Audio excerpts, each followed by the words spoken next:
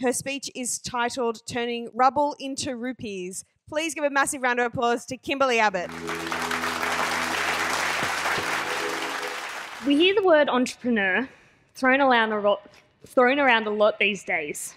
But really, entrepreneur is just a fancy French word for a person who has an idea and who hopes to make money from it. Now, in the past decade or so, we've seen the rise of a new type of entrepreneur. It's called the social entrepreneur. Now, this is a person with an idea to solve one of society's pressing issues, to make a difference, to help people, and they plan to do so through doing business. But can we really help society and make money? I believe we need to change the way that business is done. Business should be about unleashing potential, about empowering people, and making money should simply be a means to an end, a means through which you grow and further the impact on society. So what if we could build businesses through doing good and changing the world? Can we really make a social impact and make a profit? Now, just 18 months ago, I was 22. I was in my final year of uni studying engineering and science, and I was actually writing a thesis on developing an artificial heart. You know the show Big Bang Theory? That was pretty much my life at the time. But it was also at that time that my university offered me a grant to go to India for 1 month to volunteer with the 40K Foundation. Now, it was during this 1 month in India, teaching impoverished Indian children, that I learnt many lessons, and I met one Indian woman, Rani, who changed my life. But it was here that I realised that there is so much potential that goes unnoticed in the world, and I also realised that I was barely scratching the surface of my own. I saw that while business is the cause of many of the world's social problems, if it is part of the problem, it can also be part of the solution. Now, this is Rani. Rani is an Indian woman. She lives in the granite quarries on the outskirts of Bangalore. These are some of the poorest people in India. They work 12 hours a day, 6 days a week, breaking granite by hand with just a hammer and some chisels. And they earn $1 a day. Now, Rani has lived and worked in this quarry her entire life. Now, it's not because she doesn't have the potential to do anything else. On the contrary, she's actually one of the most feisty and driven women that I've ever met. But because this is the only job that she has ever known.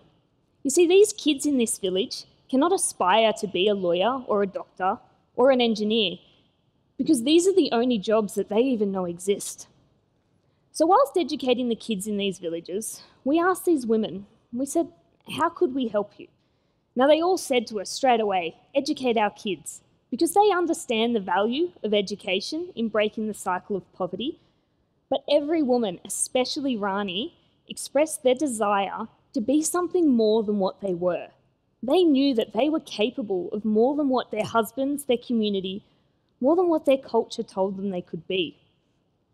So I took on a challenge with another student, a nursing student, to see if we could figure out a way to help these people. Now, we decided to not just find them an alternate income to help them earn a little bit more money than this back-breaking work that they were doing, but we also wanted to provide them with skills, knowledge, and opportunities so that they could lift themselves and their families out of poverty. And we realised, surprisingly, that a way to do this was through doing business, good business. Now, when they mine granite in these quarries, they mine large blocks which are used as bricks in construction. The smaller bits are crushed up and used as road base and landfill, and what's left is actually a fine granite powder. It's a dust, which the women sweep up off the quarry floor, truck it off, and it gets dumped by a river just as waste. Now, we wanted to use this granite as a resource. But granite traditionally, it's one of the hardest stones there is. This is the stuff your kitchen benchtop is made out of, a mortar and pestle, a chopping board. It's near impossible to carve, shape, or polish without any formal training or proper tools. Now, we had illiterate, untrained women who lived in a village with no electricity or no running water. We couldn't even use these tools even if we wanted to. So then came along innovation. Now, from an engineering sense, innovation is essentially looking at something for what it's not. But to me, it's also about seeing the potential in something or someone that nobody else has seen before. And we thought, what if we could use this dust, this waste product, to make something that these women could make as a business, providing them with economic empowerment and personal pride. What we developed was Roka. We developed a social business where this waste granite dust is actually mixed up to make a clay. This clay can then be coloured, and the women shape it and mould it into beads and pendants, and they're made into jewellery and other items that can be sold. Now, all of this can be done by the women in their communities, near their families, near their husbands. You see, the idea was never to take these women out of the quarry. That's just relocating a problem. It's about creating an economy within this village, an economy that doesn't exploit them like the work in the quarries, but rather benefits them in more ways than one. You see, these women could now not only earn an income, providing for their families, gaining huge personal respect for a woman in India, but the excess profits that are made from selling their products goes towards establishing and running a 40k plus education centre within the village. So this means that not just their children, but all the children in the village gain access to high quality education just through the work of these women. Now, we also aim to train these women in business and finance skills because we've realised that the way to help people, the way to help these women, is not just to give them money. Money doesn't help people. Charity is not what they need, nor what they want. The way to help people is not to give them a handout, it's about giving them a hand up. It's about empowering people with the skills, the knowledge, and the opportunities so that they can change their own lives. Now, when I came back from India, I still had to finish uni. And when I told my parents that their 22-year-old daughter with an engineering and science degree was going to start a business to help empower women in India and break the cycle of poverty, now my parents didn't actually like the idea. And you know what? I understood why.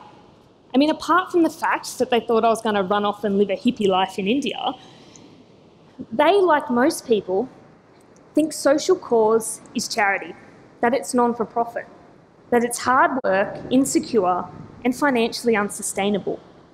And it is, but I don't believe it has to be that way. I believe it's about bridging a gap between what we want to do, we all want to change the world to help people, and what we need to do. I mean, we need to make a living to earn a wage.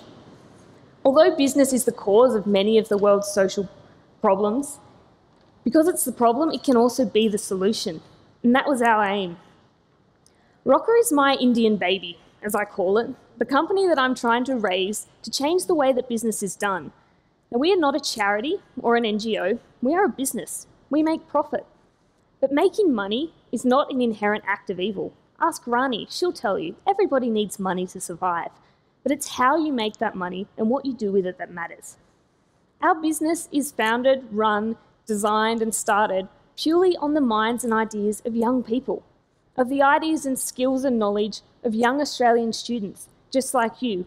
We are trying to train them up to address social issues through an entrepreneurial lens.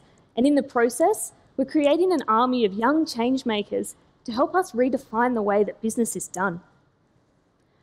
My honest dream for this business is one that I believe all business leaders should have.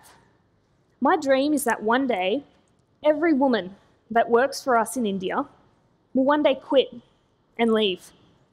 I want them to quit. I want them to leave and start their own businesses, bring their families and their communities out of poverty themselves, because there is nothing more empowering than that. And I personally believe that if they leave, it's because I did my job right in empowering them to do so.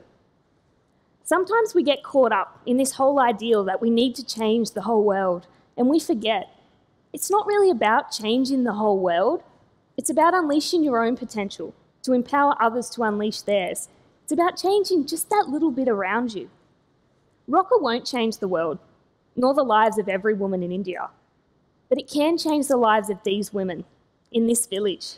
It can change their world, and to me, that's enough.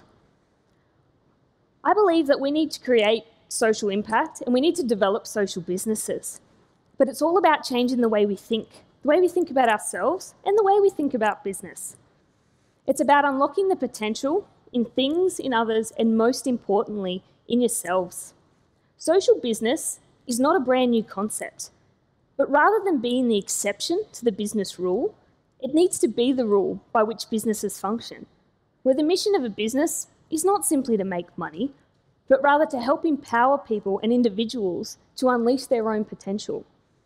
But the mission of social businesses should not be to go out and change people's lives for them. It's about creating environments and opportunities where change is inevitable. Thank you.